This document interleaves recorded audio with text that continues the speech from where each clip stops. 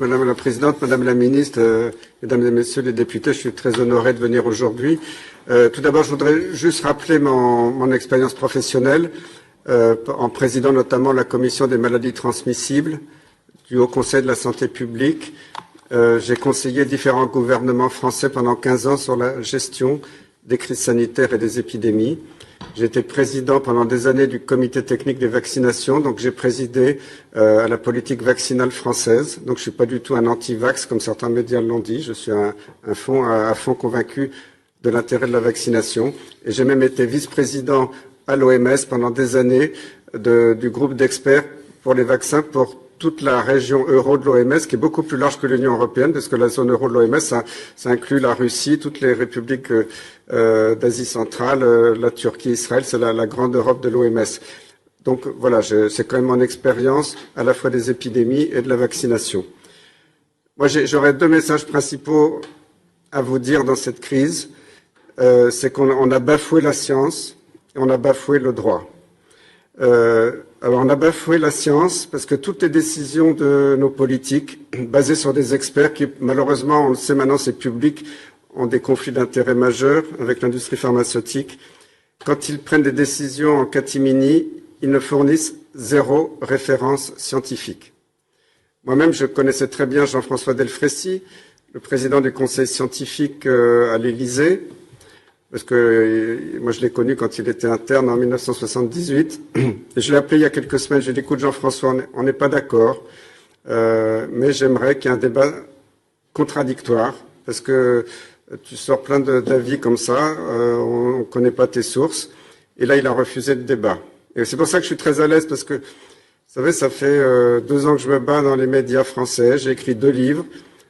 Ils n'ont jamais été contestés sur le plan scientifique. Dans mes livres, il y a des dizaines de pages de preuves. Tout ce que je dis est sourcé. Je n'ai jamais changé d'avis depuis 2 ans et personne ne m'a mis en défaut sur une seule de mes paroles. Même si les médias, tous les jours, disent que je suis complotiste parce que c'est le seul mot qu'ils ont, parce qu'ils ne trouvent pas d'argument. Alors, donc, le manque de preuves scientifiques. Ensuite, quand il y a eu des soi-disant preuves scientifiques, on a vu les fraudes s'accumuler. Des publications dans les plus grands journaux du monde qui étaient frauduleuses. Vous vous souvenez tous du Lancet Gate, quand on a voulu discréditer la chloroquine, des lobbies ont payé une équipe et un journal pour sortir une étude frauduleuse qui a tout bloqué dans le monde entier. Plus récemment, vous l'avez vu dans le British Medical Journal, il y a eu le Pfizer Gate qui a montré qu'une partie des études de Pfizer pour faire obtenir l'autorisation de leur soi-disant vaccin était frauduleuse. En France, les médias n'en ont jamais parlé, à part un petit encart dans le Figaro. Ça, c'est quand même assez scandaleux, alors que quand le Lancet est sorti, tous les médias en parlaient.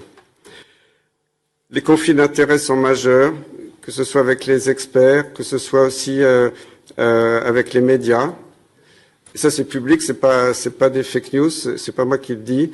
Le gouvernement français, en plus des dizaines de millions d'euros qu'il donne chaque année aux médias principaux, depuis 2 ans, a donné 3 milliards d'euros aux médias. 3 milliards d'euros. Alors, soi-disant, les caisses de la France sont vides. On donne 3 milliards d'euros aux médias. Ça ferait beaucoup d'hôpitaux qu'on pourrait construire. Ensuite, ces produits qu'on appelle vaccins. J'étais considéré pendant des années comme un spécialiste des vaccins en France, en Europe, dans le monde.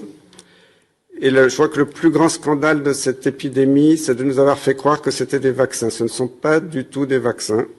D'ailleurs, la preuve, maintenant, on sait qu'ils ne marchent pas, qu'ils n'empêchent pas d'être contaminés, qu'ils n'empêchent pas de faire des formes graves. Maintenant, les pays qui ont le plus vacciné, on voit que c'est plus de 90% des gens en réanimation sont des doubles, triples vaccinés, que ça n'empêche pas de transmettre. Donc, j'ai jamais vu, c'est la preuve formelle que ce ne sont pas des vaccins.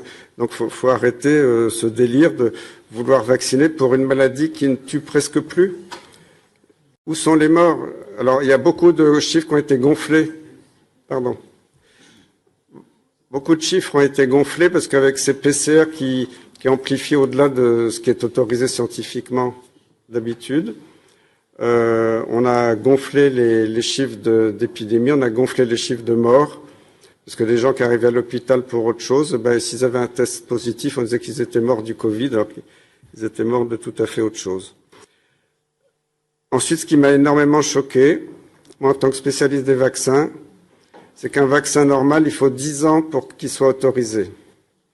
Et en plus, quand je vois le scandale des femmes enceintes, d'habitude, il faut 10 ans après l'autorisation définitive de commercialisation pour qu'il soit autorisé chez une femme enceinte en ayant suffisamment de recul. Là, en quelques mois, c'était autorisé.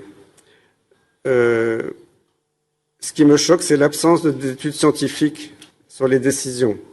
Quand nos gouvernements disent qu'il faut 3 doses, bientôt 4 doses, 5 doses, 6 doses, 7 doses, on ne sait pas, il y a 0 données scientifiques pour appuyer ces décisions. Ce qui me choque beaucoup, c'est que l'EMA, l'Agence européenne des médicaments, a avoué, c'était l'été dernier, qu'il ne connaissait pas la composition totale de ces vaccins. Et pourtant, il l'autorise. Ce qu'on sait maintenant officiellement d'après les bases de données, c'est que le vaccin fait 36 000 morts en Europe, 25 000 aux États-Unis, y compris des centaines de sportifs. Il y a une augmentation des oncologues aux États-Unis ont montré qu'il y avait une augmentation des morts par cancer après la vaccination. Et je crois que le plus bel exemple, c'est que les pays qui n'ont pas vacciné ou qui ont arrêté la vaccination sont les pays où l'épidémie est terminée. Ça, c'est très fort. On peut voir l'exemple de l'Inde. Et le dernier mot, c'est sur le droit.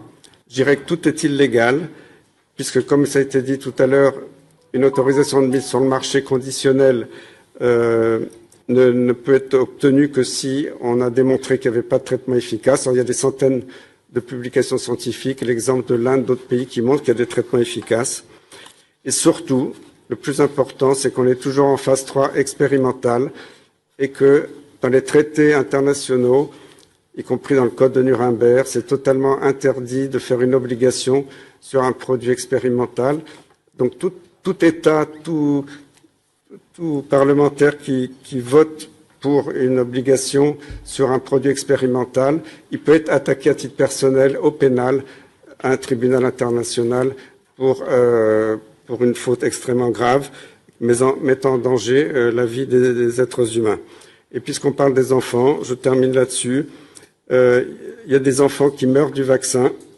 Et maintenant, on sait que ceux qui meurent du vaccin sont plus nombreux que ceux qui meurent du Covid, qu'il y a quasiment 0 mort du Covid.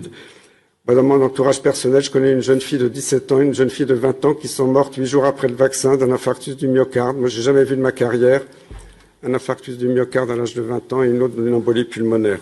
Donc voilà, je vous demande un moratoire sur ces produits qui ne sont pas des vaccins, qui n'ont pas été évalués de façon correcte, dont on aura les évaluations définitives dans plusieurs années. Voilà, je vous remercie.